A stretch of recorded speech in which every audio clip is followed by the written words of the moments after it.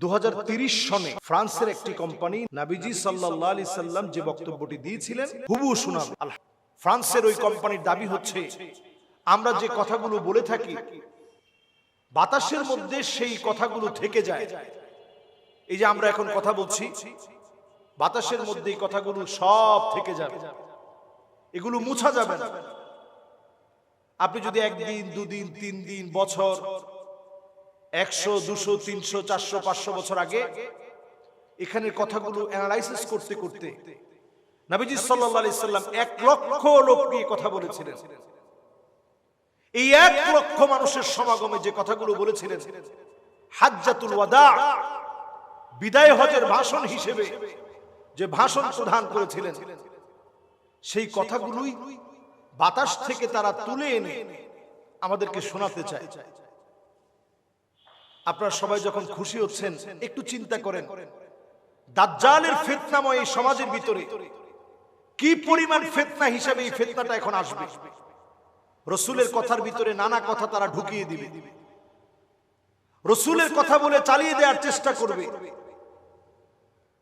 এরপরে এই কণ্ঠকে ব্যবহার করে বিভিন্ন জায়গায় গিয়ে দাবি করবে যে রাসূল এই জায়গায় এই কথাগুলো বলছেন, অথচ যেই কথাগুলো রাসূল করিম সাল্লাল্লাহু আলাইহি সাল্লাম বলেন।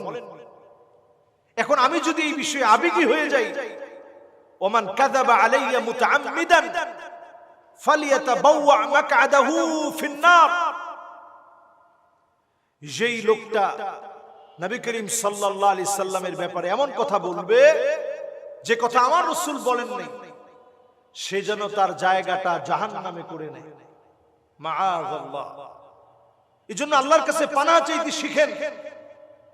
কিছু একটা শুনলেই যাচাই বাছাই করা ছাড়া ওই সংবাদ প্রচার করা এটা মিথ্যুকদের কাজ।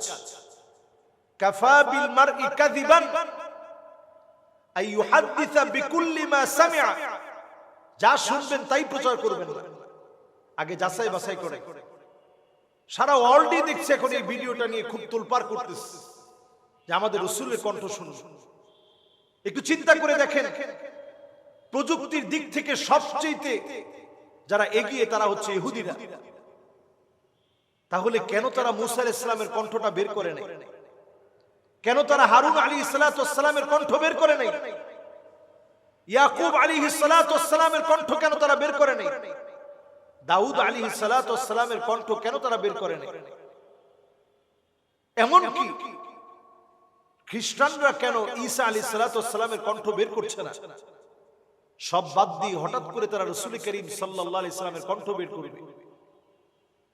যারা প্রতিনিয়ত আমার রাসূলকে নিয়ে ব্যঙ্গ করে, আমার রাসূলের সম্মান কিভাবে কমাতে পারবে এই চেষ্টায় লিপ্ত, এই মানুষগুলো রাসূলের কণ্ঠ 2030 সনে সারা পৃথিবীর মানুষের সামনে রাসূলের কণ্ঠেরই ভাষণ, হুবহু ভাষণ তারা সাউন্ড আকারে গোটা পৃথিবীর মানুষের সামনে পেশ করবে। এরা বাণিজ্যিকভাবে ফায়দা নেওয়ার পাশাপাশি ওরিয়েন্টালিস্ট হওয়ার কারণে নানাভাবে মুসলমানদের ক্ষতি করবে, ইসলামের ক্ষতি করবে।